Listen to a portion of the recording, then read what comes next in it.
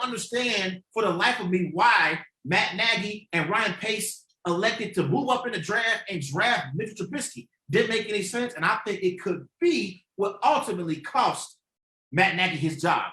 Again, he's won 58% of his games, and he's been to the postseason 2 out of 3 seasons. But his signature clearance is offense, and I'm a big believer in it. Whatever your signature is, that needs to improve once you become head coach of a football team. His signature is offense.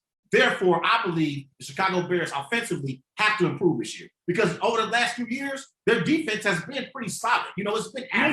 Middle of the pack. I mean, at one point, they were very elite. But it's only so much your defense can do. They've been middle of the pack the last few years, but their offense has been awful. So I think for them to have a chance, you know, to compete in the NFC North and Matt Nagy, for him to save his job, he needs the Bears offense to play at a high level. And my man, David Montgomery, to get in the end zone a few times this year. Hey, I'm a big fan of David Montgomery, man. Big fan of you, David, man. So let me ask you this. You think the Bears can win the NFC North? Now listen to this. They re-signed Tariq Cohen. They franchise tag Allen Robinson. They brought some key pieces on the defense side. Khalil Mack is coming back. Eddie Jackson is back. So do you think they can win the NFC North?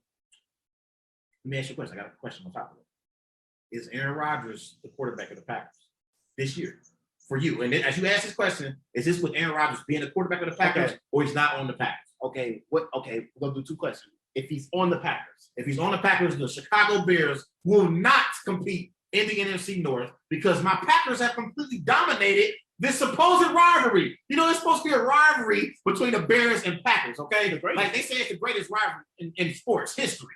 But for whatever reason, the Packers have dominated the Bears, okay? Like, I was in Chicago a few weeks ago, and, you know, I drove by Soldier Field, and I just thought to myself, like, man, like, my Packers dominated the Bears, in their own stadium. They dominated the Bears. So I think when you ask a question whether or not the Bears can win the NFC North, it depends on whether or not Aaron Rodgers shows up to play. Because I think Aaron Rodgers will be our week 1 starter, you know, in New Orleans. I think if Aaron Rodgers plays this season for the Green Bay Packers, I don't think the Bears can win the NFC North. If he doesn't play, I think the Bears have a shot to win the division. But I look at the rest of the division. When I look at the Minnesota Vikings, I'm not sold on Kirk Cousins. Okay, you know, he's a good quarterback. He's okay. I'm not sold on Kirk Cousins. Quarterback. I'm not sold on Jared Goff for the Detroit Lions. I'm not sold on Jared Goff. That is a wild card. I think Chicago slightly might be better than the Detroit Lions. Okay, slightly. Maybe. What you think? I think that if Aaron Rodgers is not playing the NFC North, that the Chicago Bears are the front runners for that division right there. I think it's wide open if Aaron Rodgers is I mean, yeah, technically. Wide open. Yeah, technically, though, but I would think Chicago will have the better chance though because they got the better defense. Okay, let me ask you this. Okay, let's say Aaron Rodgers doesn't show up, right? I don't even know. This is the day I would dread, okay? Like, this would be me being... Oh, we going live for you. This would be awful for me, okay? This would be me going into football, you know, hell if Aaron Rodgers doesn't show back up. But if he doesn't show back up, we got Jared Goff in Detroit. We got Jordan Love in Green Bay. We're going to have Andy Dalton in Chicago. And we're going to have Kirk Cousins in Minnesota. Out of those quarterbacks, who's the best quarterback?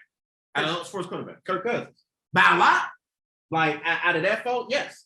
He's the most proven. Yeah, the most proven, I think he's well, I can't really he's say better. I know Andy had some time with your Bengals when he got your Bengals to the postseason. 2015 was his MVP year. Let's not forget that. Ash, I know you hear me. 2015 was his only best year.